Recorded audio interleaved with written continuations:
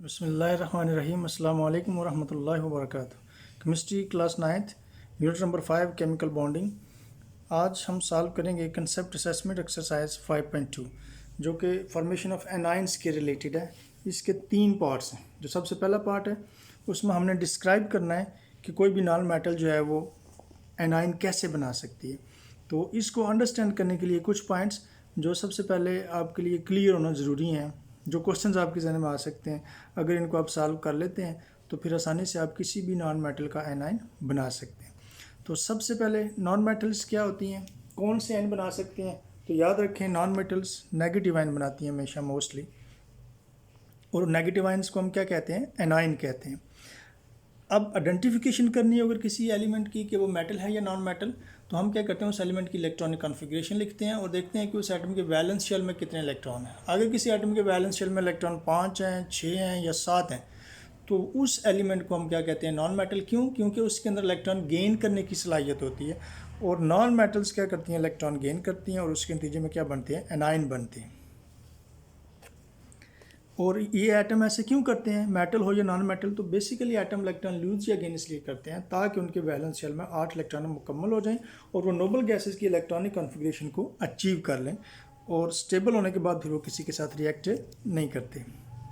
तो यहाँ हम एग्जांपल के तौर पर अप्लाई करते हैं एक एलिमेंट के ऊपर, आइडेंटिफाई करते हैं कि ये मेटल है या नॉन मेटल। तो रिक्वायरमेंट क्या हमारी है नॉन मेटल को कंफर्म करने के लिए कि वैलेंस शेल में इलेक्ट्रॉन कितने होने चाहिए? 5, 6 या 7। तो फिर वो इलेक्ट्रॉन गेन करेगा 8 इलेक्ट्रॉन मुकम्मल करने के लिए, और उसको हम नॉन मेटल कहेंगे। तो देखें ऑक्सीजन है जी, ऑक्सीजन का एटॉमिक नंबर 8 और मास नंबर 16 होता है। एटॉमिक नंबर 8 का मतलब ये है कि इस एटम के पास इलेक्ट्रॉन्स कितने हैं? 8 इलेक्ट्रॉन है। तो हमें ज़रूरत किसकी है? इलेक्ट्रॉनों की है।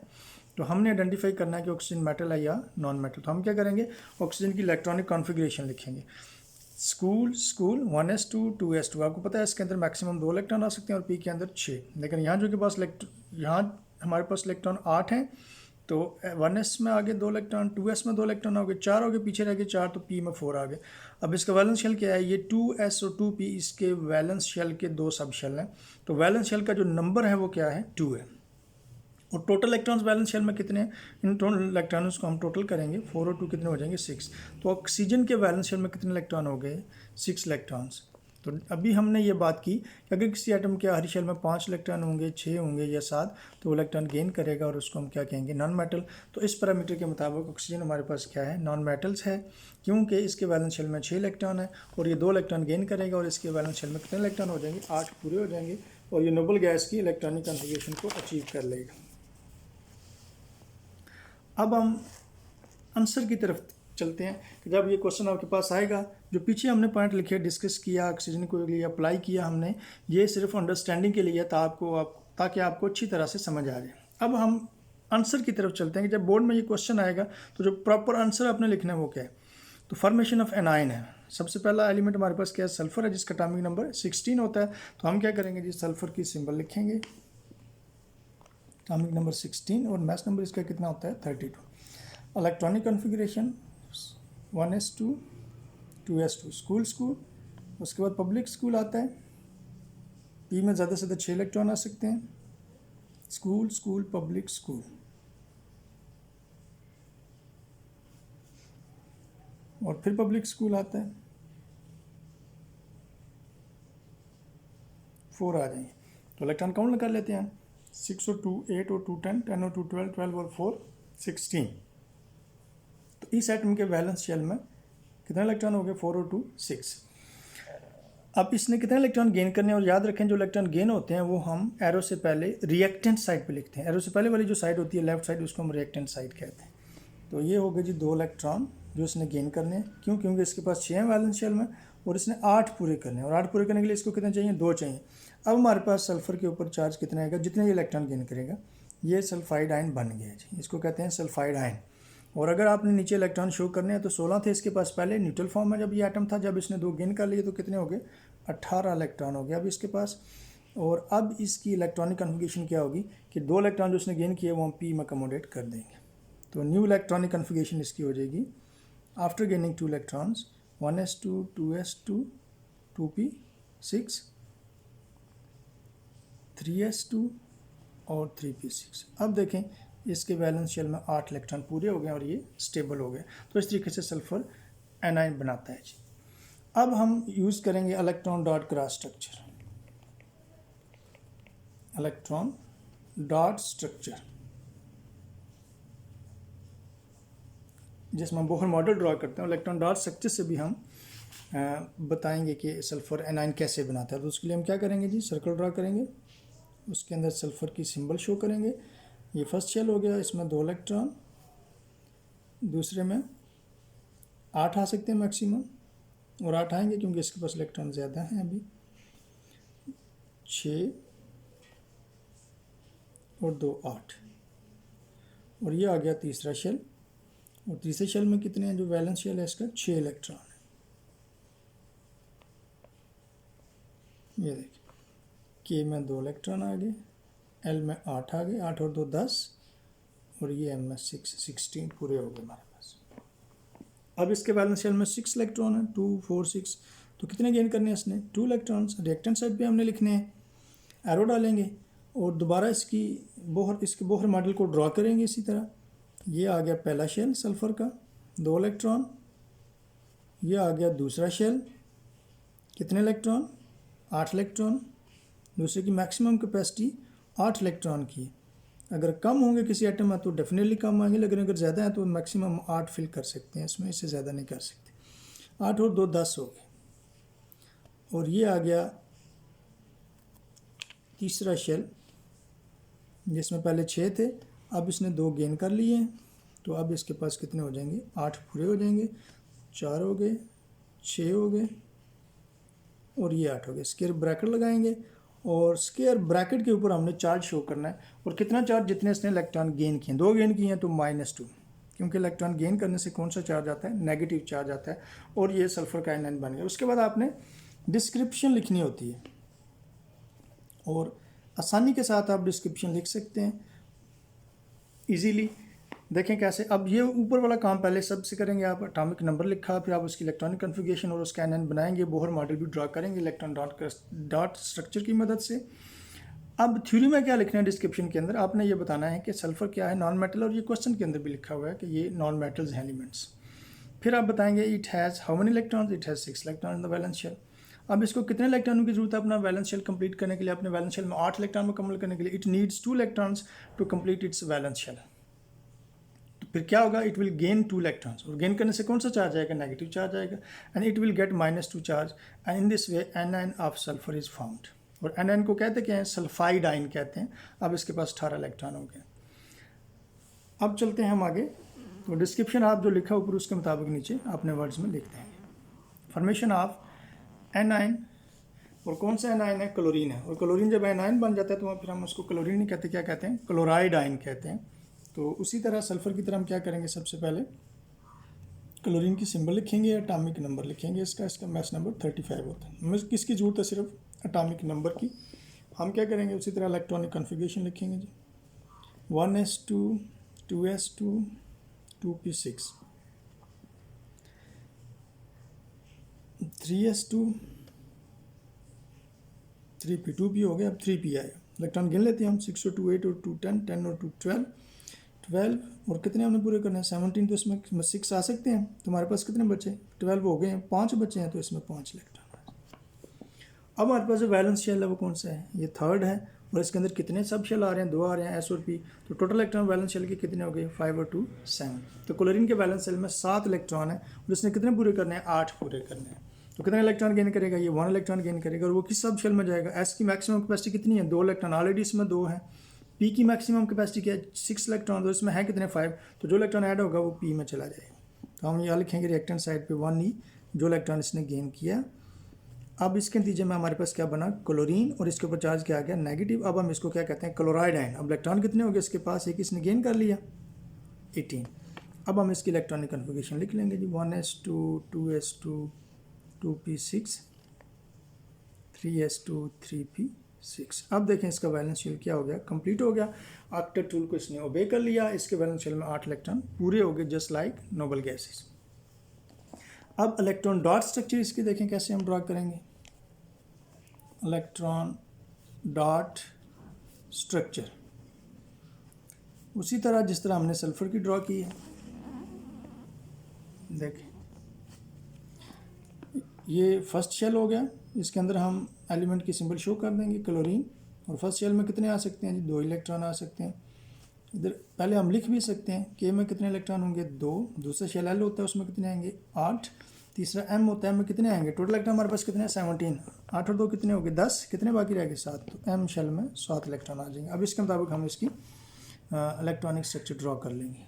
ये आ गया दूसरा शेल, और दूसरे शेल में कितने इलेक्ट्रॉन, 8, 2, 4, 6 और ये 2, 8। और तीसरा शेल जो इसका आखिरी शेल है उसमें कितने, 7 इलेक्ट्रॉन, 2, 4, 6 और 7। एक इलेक्ट्रॉन इसको चाहिए वैलेंस शेल कंप्लीट करने के लिए, गेन करेगा 1 इलेक्ट्रॉन, हम राइट हैंड साइड पर लिखेंगे। और इसी तरह हम दोबारा इसकी इलेक्ट्रॉनिक कॉन्फ़िगरेशन ड्रा करेंगे बोहर मॉडल के मुताबिक। ये सिंबल आ गया एलिमेंट की, ये पहला शेल हो गया, 2 इलेक्ट्रॉन। दूसरा शेल 8 इलेक्ट्रॉन, 4, 6, 8। अब आ गया जी तीसरा। तीसरे में पहले 7 है, एक इसने गेन कर लिया है। अब इसके पास कितने हो गए, 8 हो गए। इसका वैलेंस शेल कंप्लीट हो गया और ये क्या हो गया, स्टेबल हो गया।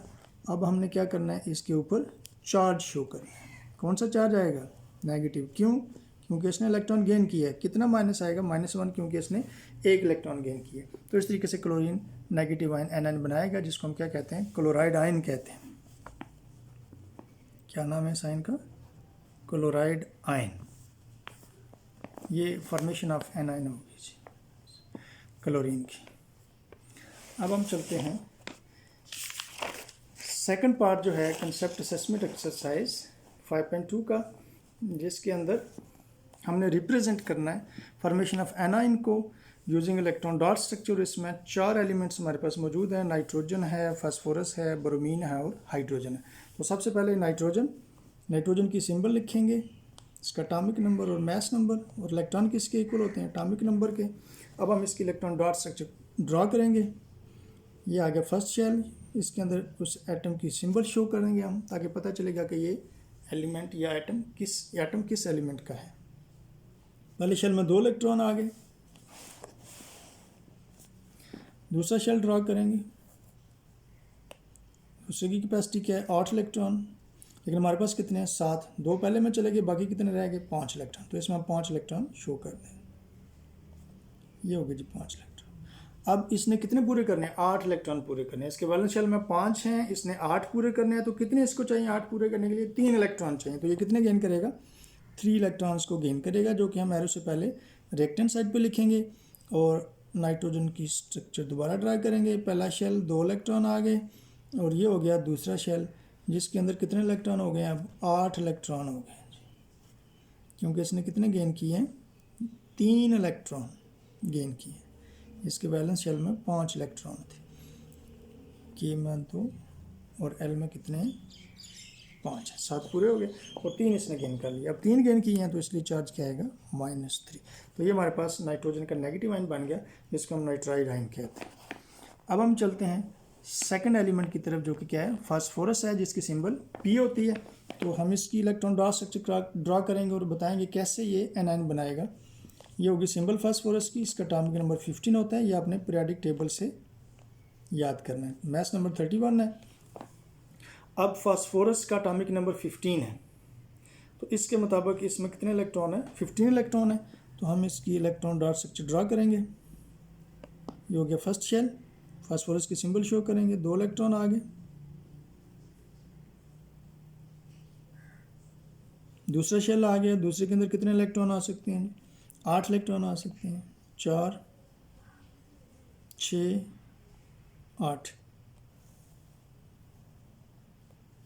8 और 2 10 हैं, कितने हमारे पास, 15। 10, 2 इलेक्ट्रॉन, 2 शेल के अंदर इलेक्ट्रॉन 10 फिल हो गए हैं, तो हमने 15 पूरे करने हैं। पीछे कितने रह गए, 5।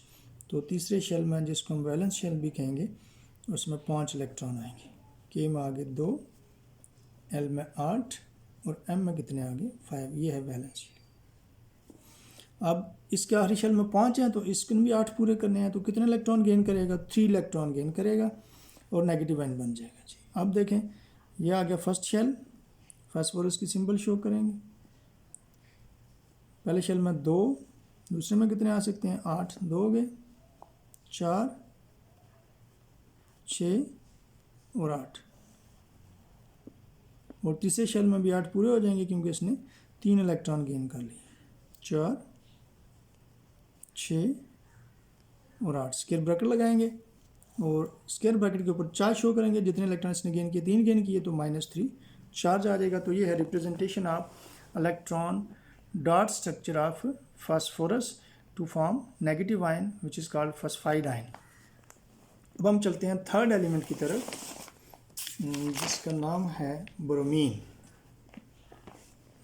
अब हमने ब्रोमीन की इलेक्ट्रॉन डॉट स्ट्रक्चर ड्रा करनी है और शो करना है हमने कि ये नेगेटिव आयन कैसे बनाएगा और कितना इलेक्ट्रॉन गेन करेगा।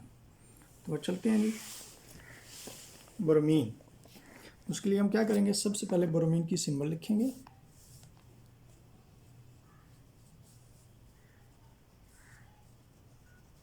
ब्रोमीन जिसका एटॉमिक नंबर कितना होता है 35।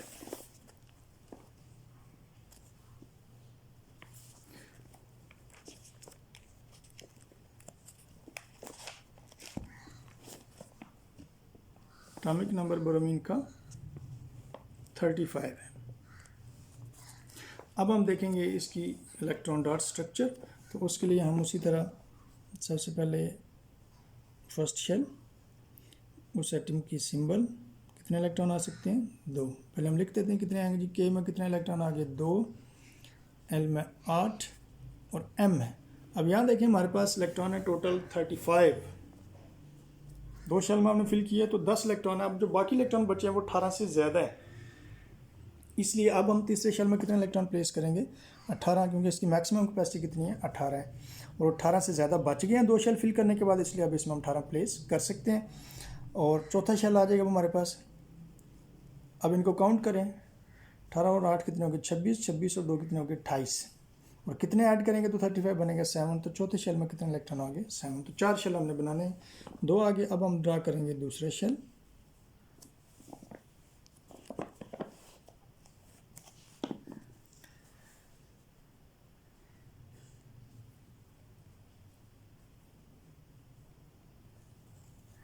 ब्रोमीन फर्स्ट शेल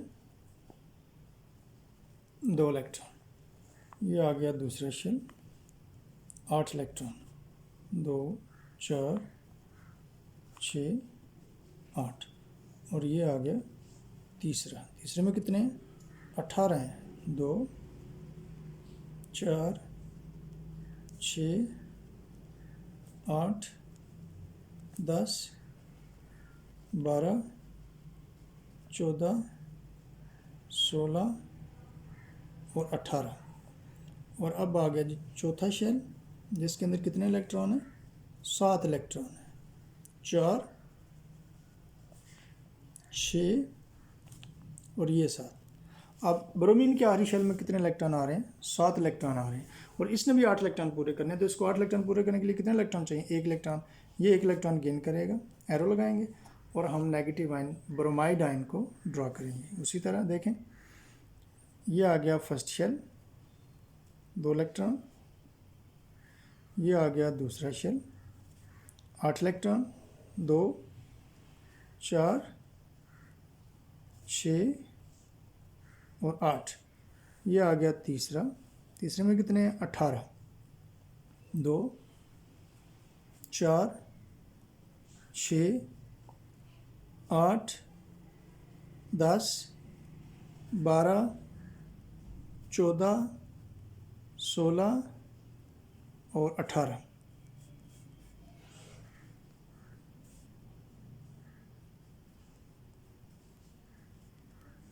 ठीक हो गया, ये 18 हो गया। अब आ जाए चौथे शेल की तरफ, और इसने 1 इलेक्ट्रॉन गेन किया है। पहले 7 है बैलेंस शेल में, 1 इलेक्ट्रॉन गेन किया तो कितने हो गए 8 इलेक्ट्रॉन हो गए आखिरी शेल के अंदर। 4, 6 और ये 8, स्क्वायर ब्रैकेट, और चार्ज शो करेंगे। गेन करने से नेगेटिव चार्ज आता है, कितना नेगेटिव आएगा जितने इलेक्ट्रॉन गेन करेगा। 1 गेन कर रहा है तो -1। तो ये हमारे पास बन गया Br नेगेटिव आयन जिसका नाम क्या है ब्रोमाइड आयन। तो इस तरीके से हम ब्रोमीन एटम की इलेक्ट्रॉन डॉट स्ट्रक्चर को शो कर सकते हैं for the formation of anion. अब हम चलते हैं लास्ट एलिमेंट की तरफ, जो कि सबसे पहला एलिमेंट है पीरियोडिक टेबल का और स्मॉलेस्ट एलिमेंट है, जिसको हम क्या कहते हैं, हाइड्रोजन कहते हैं। तो हाइड्रोजन का एटॉमिक नंबर 1, मास नंबर भी 1 के पास 1 इलेक्ट्रॉन है। तो हम एक ही शेल बनाएंगे, हाइड्रोजन की सिंबल शो करेंगे और ये इसका 1 इलेक्ट्रॉन हो गया। और फर्स्ट शेल की कैपेसिटी क्या है, ज़्यादा से ज़्यादा 2 इलेक्ट्रॉन आ सकते हैं। तो छोटे एलिमेंट्स जो हैं इनका एटॉमिक नंबर कम होता है 1 2 3, वो मोस्टली किसको फॉलो करते हैं, डुप्लीट रूल को फॉलो करते हैं, क्योंकि इनका फर्स्ट शेल ही वैलेंस है और फर्स्ट शेल की कैपेसिटी ये है कि उसमें ज़्यादा से ज़्यादा 2 इलेक्ट्रॉन आ सकते हैं। तो ये 1 इलेक्ट्रॉन गेन करेगा और हमारे पास हाइड्राइड आयन बन जाएगा। ये हो गया, इसके पास 2 इलेक्ट्रॉन मुकम्मल हो गए, डुप्लीकेट को फॉलो कर रहा है और स्टेबल हो गया। 1 इलेक्ट्रॉन गेन किया तो -1 चार्ज आ गया। नाम इसका क्या है, हाइड्राइड आयन। क्या कहते हैं इसको, हाइड्राइड आयन कहते हैं। और थर्ड पार्ट है इस क्वेश्चन का, कंसेप्ट असेसमेंट 5.2 का, कि हमने कंपेयर करना है डिफरेंस किसके दरमियान, formation of cations and anions. Question को गौर से पढ़ना है। डिफरेंस कैटाइन और एनाइन के दरमियान नहीं है, ये डिफरेंस है फॉर्मेशन ऑफ कैटाइन और एनाइन के दरमियान। तो इसके लिए हम क्या करेंगे, एक कॉलम बना लेंगे और उसमें हम 3-4 पॉइंट मेंशन कर देंगे, हेडिंग दे देंगे हम, formation of cations and formation of anions. Number 1, cation कौन बनाता है, मोस्टली मेटल्स फॉर्म कैटाइंस। और नेगेटिव आयन एनाइन कौन बनाते हैं, mostly non metals form anions. Cations कैसे बनते हैं, they are formed by the loss of electrons. और एनाइन कैसे बनते हैं, they are formed by the gain of electrons. Number 3, during cation formation क्या होता है, मोस्टली एटम्स एनर्जी को एब्जॉर्ब करते हैं, तब उनमें से इलेक्ट्रॉन लूज होता है और वो पॉजिटिव आयन में कन्वर्ट होते हैं। जबकि एनाइन फॉर्मेशन जब होती है तो दोनों पॉसिबिलिटीज़ हैं, एटम इलेक्ट्रॉन एनर्जी को एब्जॉर्ब भी कर सकता है और लूज भी कर सकता है। उसके बाद हम एग्जांपल्स दे देंगे। सोडियम है जिसका एटॉमिक नंबर 11 होता है, 1 इलेक्ट्रॉन लूज करता है और सोडियम आयन बनता है। मैग्नीशियम के पास 12 इलेक्ट्रॉन होते हैं, ये 2 इलेक्ट्रॉन लूज करता है और मैग्नीशियम आयन बनाता है +2। इसी तरह नेगेटिव आयन की हम 2 एग्जांपल शो कर देंगे एनाइन की। ऑक्सीजन एटॉमिक नंबर 8 है, इसके वैलेंस शेल में 6 इलेक्ट्रॉन होते हैं, 2 इलेक्ट्रॉन गेन करता है और वो -2 ऑक्साइड आयन बनाता है। क्लोरीन के पास 17 इलेक्ट्रॉन होते हैं, इसके आखिरी शेल में 7 होते हैं, 1 इलेक्ट्रॉन गेन करता है, उसी नेगेटिव आयन बनाता है, जिसको क्या कहते हैं, क्लोराइड आयन कहते हैं। So this is all about concept assessment exercise 5.2। अगर किसी बात की समझ ना आई हो तो कमेंट बॉक्स में आप अपना क्वेश्चन रेज कर सकते हैं, इंशाल्लाह आपको जवाब दिया जाएगा। अल्लाह हाफिज़।